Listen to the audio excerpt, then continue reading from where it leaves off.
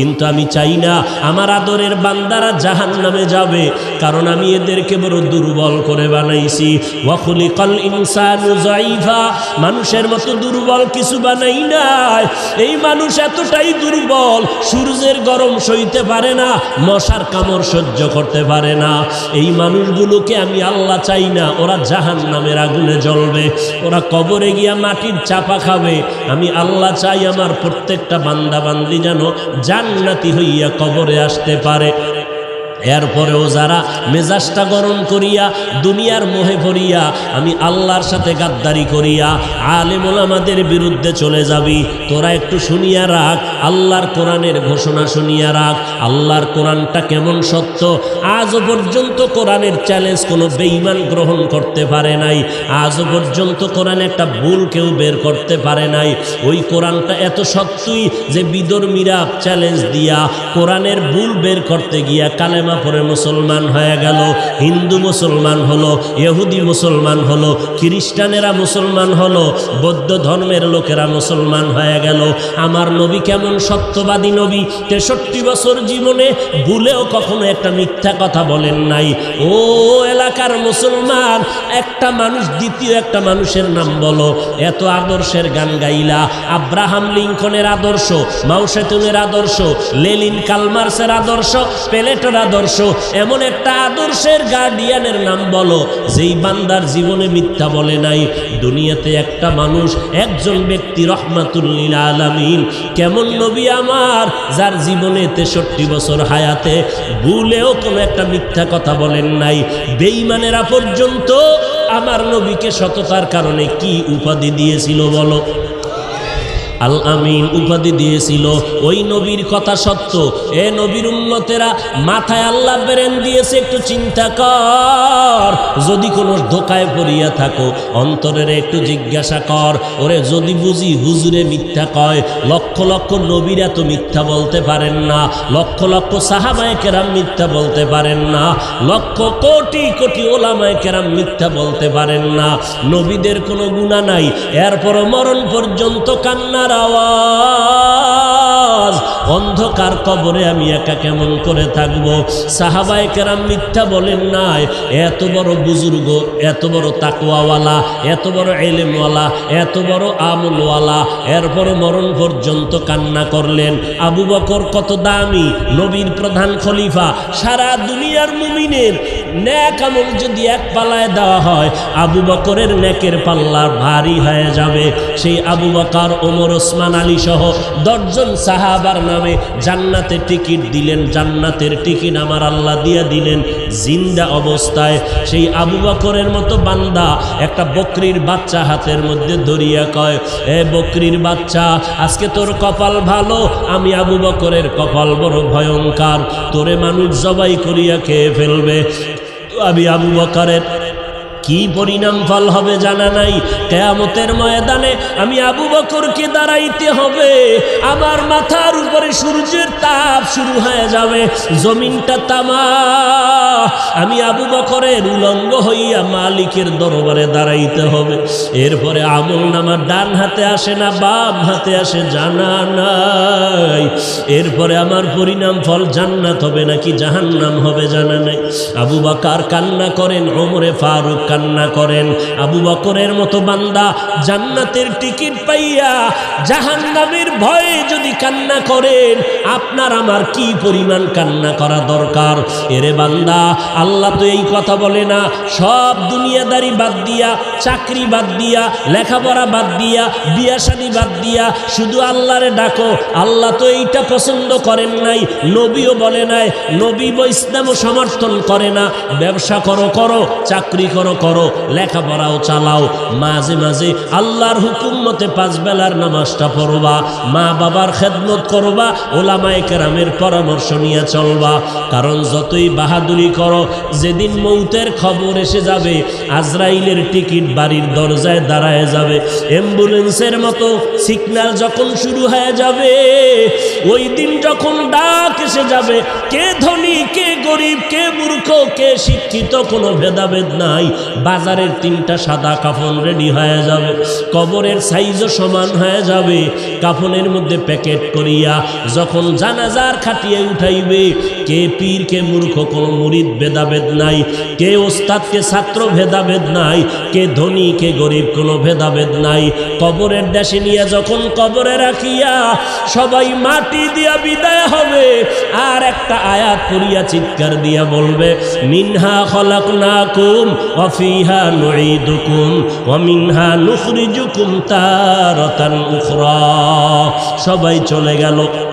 ওই কবরে 2 ফেরেশতা হাজির। ফেরেশতা আসিয়া মাথার মুষ্টি খুলবে, পায়ের মুষ্টি পুরাটাই খুলবে। 3টা প্রশ্ন তোমাকে আমাকে করবে। সমস্ত মানুষের বেলায় 3টা প্রশ্ন। রবের পরিচয় দাও, ধর্মের পরিচয় দাও, রহমাতুল লিল আলামিনের পরিচয় দাও। মদিনার নবী বলেন, যারা দুনিয়াতে রবের গোলামি করে যাবে তারা কবরে গিয়া জবাব দিবে, রব্বি আল্লাহ, আমার রব একমাত্র কে? দুনিয়াতে যারা ইসলাম মেনে চলবে কবরে গিয়া জবাব দিবে, দীনিয়াল ইসলাম, আমার ধর্মের নাম কি? দুনিয়ায় যারা নবীর সুন্নতের আমল করে যাবে, আঙ্গুলের নখগুলো কেমনে কাটবে সেখানেও সুন্নত, মাথার চুলগুলো কেমনে রাখবে সেখানেও সুন্নত, বান্দা জুতা কেমনে পরবে সেখানেও সুন্নত। সুন্নতের আমল করিয়া যারা কবরের বিছানায় শুয়ে যাবে, একটা রাস্তা বানাইয়া মদিনাওয়ালা নবীকে দেখাইয়া বলবে, চিনো লোকটাকে, চিনো নিরে কবরওয়ালা বলো। যারা আমার মাওলার মোহাব্বতে নবীজির আশিক হইয়া কবরে যাবে, নবীরা আশেকেরা নবীরে দেখিয়া চিনে ফেলবে, বলবি নি তো আমার মায়ার নবী। যেই নবীকে না দেখিয়া টুপি পরলাম, দাড়ি রাখলাম, কত মানুষ টুপিওয়ালা বলে গালি দিল, দাড়িওয়ালা বলে গালি দিল, তারপরও টুপি ফালাই নাই, দাড়ি ফালাই নাই। আল্লাহর নবীর সুন্নতের মেসওয়াকটা পকেটে নিয়ে চলছি, কত মানুষ কত উপহাস করেছে, তারপরও সুন্নাত সারি নাই। নবীজি বলেন, সাথে সাথে আল্লাহ তাআলার গায়বী আওয়াজ এসে যাবে।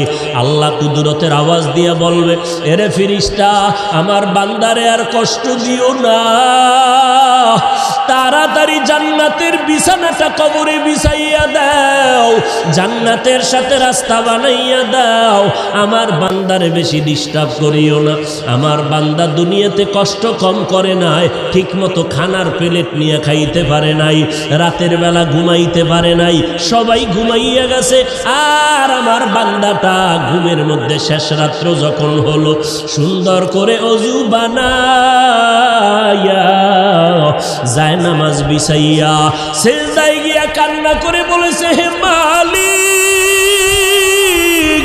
তুমি আমার রব, তুমি আমাকে মাফ করে দাও, গুনাহগার বলে তাড়াইয়া দিও না রে আল্লাহ। এই বান্দাটা সারা রাত জিহ্বাটা দিয়া জিকির করে করে কাটাইতো। এই বান্দা রাস্তায় হাঁটতো, আবার মাঝে মাঝে আমি আল্লাহরে ডাকতো। খানা খাইতে বসিয়াও আহ আহ বলে শব্দ উচ্চারণ করত। অন্তরের মধ্যে একটা জ্বালা ছিল, মালিকের কোথায় গেলে পাওয়া যায়। এই বান্দা আলেম ওলামা পাইলে দৌড়াইতো, কোরআনের বয়ানের আওয়াজ পাইলে দৌড়াইয়া যাইতো। এরে খালি কান্নার আওয়াজ। আল্লাহ পাক বলবে, আর দেরি করিও না, তাড়াতাড়ি আমার বান্দারে ঘুমের ব্যবস্থা করে দাও। জান্নাতের হাওয়া বাতাস পাইয়া আমার বান্দা জাহান কবরের মধ্যে আরামে ঘুমাবে, কেউ ডিস্টার্ব করবে না, কিয়ামত পর্যন্ত আমার বান্দা ঘুমাইতে থাকবে। মদিনার নবী আফসোস করে বলেন, যারা রবের গোলামি না করিয়া কবরে যাবে, ইসলাম না মানিয়া কবরে যাবে, সুন্নতের আমল না করিয়া কবরে যাবে, এই কবরে যাওয়ার পরে নাফার 3টা প্রশ্ন করা হবে। রবের পরিচয় দাও, ধর্মের পরিচয় দাও, রহমাতুল লিল আলামিনের পরিচয় দাও। যখন এই প্রশ্ন করা হবে, মদিনার নবী আফসোস করে বলে, গুনাহগার তো জবাব দিতে পারবে না, শুধু একটা শব্দ বলবে, হা হা লা আদরি, হা হা লা আদরি। আফসোস, বড় আফসোস, আমি কিছুই জানি না, কিছুই জানি না। নবীজি বলেন, সাথে সাথে আমার আল্লাহ গায়বী আওয়াজ দিয়া বলবেন, কুদরতের আওয়াজ দিয়া, এ কবরের ফেরেশতা, এই নাফরমানের আর সুযোগ দিয়া লাভ নাই। আমি আল্লাহ দুনিয়াতে কম সুযোগ দেই নাই। আমার দেওয়া চাঁদের আলো, সূর্যের আলো ভোগ করলো, আমার দেওয়া পানি, আমার দেওয়া বাতাস, আমার দেওয়া নদীর মাছ, গাছের ফল খাইয়া, জমিনের ফসল খাইয়া এই কপাল পোড়া একবারও আলহামদুলিল্লাহ বলে নাই। ওলামায়ে কেরাম পায়ে ধরে ধরে নামাজের কথা বলতো। এই নাফারমান গুনাহগার আজান শুনিয়া একবারও মসজিদে গিয়া নামাজ আদায় করে নাই। এমন কপাল ভরা নিজেও টুপি পরে নাই, যারা টুপি পরতো তাদেরকেও পছন্দ করে নাই, নিজেও দাড়িটা লম্বা করে নাই, যারা দাড়ি লম্বা করতো তাদেরকেও পছন্দ করে নাই, নিজেও পর্দা করে নাই, যারা পর্দা করতো তাদেরকেও পছন্দ করে নাই, নিজেও পাগড়ি পরে নাই, যারা পাগড়ি পরতো তাদেরও পছন্দ করে নাই, নিজেও আমি আল্লাহর জিকির করে নাই, যারা জিকির করতো তাদেরকেও পছন্দ করে নাই। এই নাফরমানকে আর সুযোগ দিয়া লাভ নাই, এখনই কবরের মধ্যে জাহান্নামের বিছানাটা বিছাইয়া দাও, জাহান্নামের সাথে রাস্তা বানাইয়া দাও।